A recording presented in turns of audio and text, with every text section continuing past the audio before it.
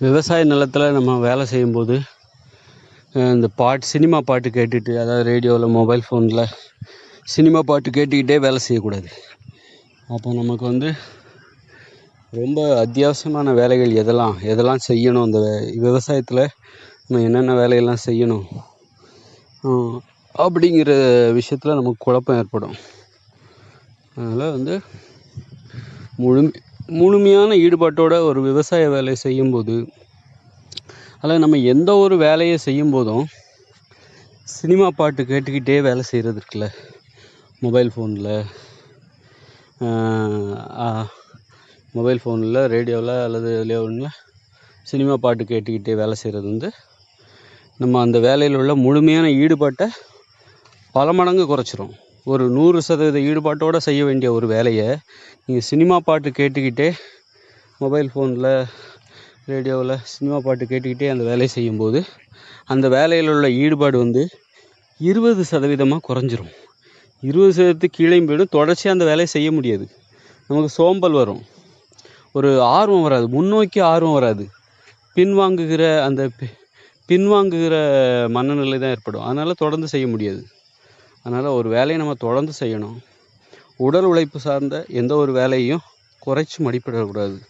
இந்த உடல் உழைப்பு சார்ந்த எந்த ஒரு வேலையும் செய்யும்போது சினிமா பாட்டு கேட்டுக்கிட்டே வேலை செய்கிறது, அதன் மூலமாக நமக்கு சோர்வு இல்லாமல் வேலை செய்கிறதா நாம் நம்பினோன்னா அது ஒரு அறியாமை தான்.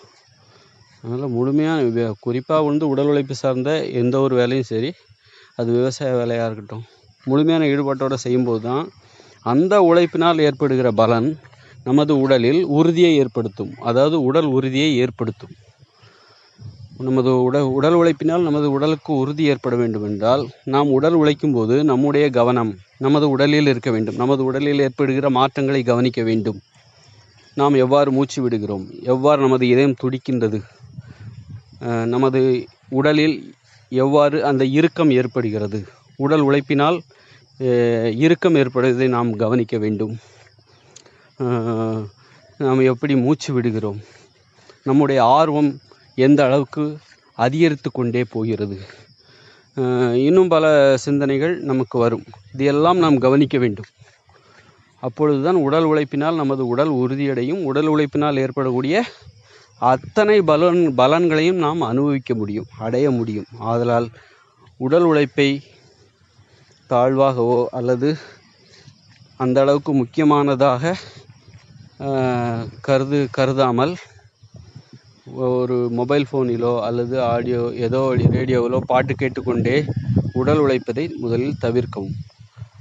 அவ்வாறு பாட்டு கேட்டுக்கொண்டே உடல் உழைத்தால் நமது உடலில் உறுதி ஏற்படுவது குறையும். இந்த உடற்பயிற்சி கூடங்கள்லாம் பாட்டு போட்டுக்கிட்டே உடற்பயிற்சி செய்வாங்க.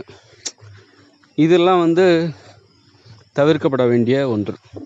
முழுமையான ஈடுபாடு உடற்பயிற்சி செய்வதில் இருந்து நமது கவனத்தை சிதறடிக்கின்ற அந்த செயல்தான் அந்த மொபைல் ஃபோனில் பாட்டு கேட்பது, ரேடியோவில் பாட்டு கேட்டுக்கொண்டே உடற்பயிற்சி செய்வது அல்லது உடல் உழைப்பில் ஈடுபடுவது, இது போன்ற செயலாகும். மூளை உழைப்பில் ஈடுபடும் பொழுது, அதாவது ஒரு புத்தகம் படிக்கும் பொழுது நம்மால் ஒரு மொபைல் ஃபோனில் பாட்டு கேட்டுக்கொண்டே புத்தகம் படிக்க முடியாது. அல்லது ஏதோ எழுதுகிறோம், அந்த செயலை செய்யும் பொழுது நாம் மொபைல் ஃபோனில் பாட்டு கேட்டுக்கொண்டே எழுத முடியாது. அப்படி என்றால் அப்பொழுது நாம் நம்ம ஏதோ எழுதும்போதோ படிக்கும்போதோ புத்தகம் படிக்கும்போதோ நாம் கண்டிப்பாக மொபைல் ஃபோனில் பாட்டு கேட்க மாட்டோம், வேறு ரேடியோவிலும் பாட்டு கேட்க மாட்டோம்.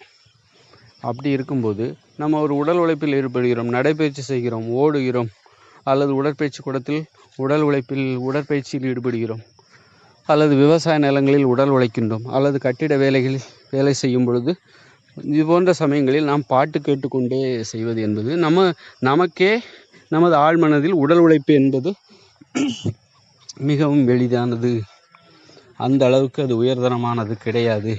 முழு கவனத்தையும் அதில் ஈடுபடுத்துகிற அளவுக்கு அதில் ஒன்றும் இல்லை என்கிற ஒரு உடல் உழைப்பு மீதான அவநம்பிக்கை நமது மனதின் அடி ஆழத்தில் புதைந்து கிடக்கிறது.